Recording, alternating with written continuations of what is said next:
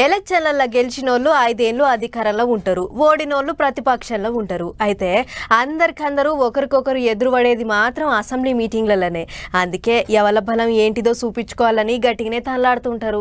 అన్నట్టు ఏపీలో అసెంబ్లీ మీటింగ్లు షురువైనాయి. అసలే ఈసారి తెల్ల కాగితాలు విడుదల చేస్తున్నాడు ముఖ్యమంత్రి. మరిగా తొలుత రోజు మీటింగ్ ఎట్లెట్లా నడిచింది, గవర్నర్ సార్ ఏమన్నాడు, పాత ముఖ్యమంత్రి ఏమన్నాడు, అట్లా పోయి చూసేద్దాం పర్రి. ముందుగానే అందరు అట్ట చేద్దాం ఇట్ట చేద్దాం అనుకొని రంగంలోకి దిగినరు.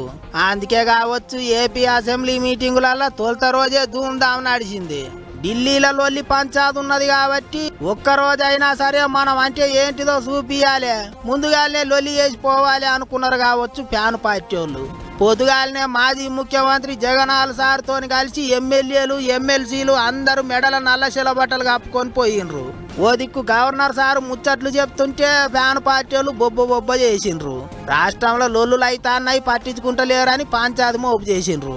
ఇక అసెంబ్లీ కాడ ఫ్యాన్ పార్టీ వాళ్ళను వెనకకు నూకేసి చేతులున్న కాగితాలు గుంజుకొని చింపేసటాలకు పోలీసు వాళ్ళ మీద మాజీ సీఎం ఎట్లా గరమైండో చూడర్రే.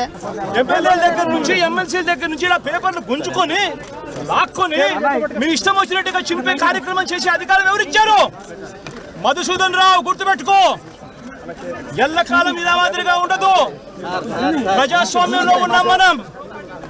నీ టోపీ మీద ఉన్న సింహాలకు అర్థం ఏమిటో తెలుసా? అధికారంలో ఉన్న వాళ్ళకు సెల్యూట్ కొట్టడం కాదు, ప్రజాస్వామ్యాన్ని కాపాడడం కోసం మీరున్నారు, గుర్తుపెట్టుకోండి. అబ్బర కొడుకు పేరు పెట్టి మరీ హెచ్చరికలు చేసిండు జగనాల సారు. ఇక అన్యమగానే ఉండి ఎమ్మెల్యే రఘురామకృష్ణరాజు మాజీ సీఎం జగనాల సారు అసెంబ్లీలో ఎదురు పడ్డారట. జగనాల సారు కనిపించగానే హాయ్ అన్నాడట త్రిబులారు. అసెంబ్లీ మీటింగులకు డుమ్మా కొట్టకుండా రావాలని కోరిండట. అంతేకాదు ఇంకో పెద్ద ముచ్చట ఏంటిదంటే అసెంబ్లీలో జగనాల సారు పక్కకే సీటు కేటాయించాలని స్పీకర్ సారును కోరిండట రఘురామ. పోయిన 5 ఏళ్లలో ముప్పు తిప్పల పెట్టిండ్రని మాజీ సీఎం మీద కేసు కూడా పెట్టిండు గీనాడమనే త్రిబులారు. అసోంటిది ఇప్పుడు అసెంబ్లీలో ఎదురుపడి తీయగా మాట్లాడేటాలకు గామతే ఉన్నది అనుకుంటారట అందరూ. ఇక ఏపీ అసెంబ్లీ మీటింగులు మొత్తం 5 దినాలు నడిపేయాలని నిర్ణయం చేసిర్రట.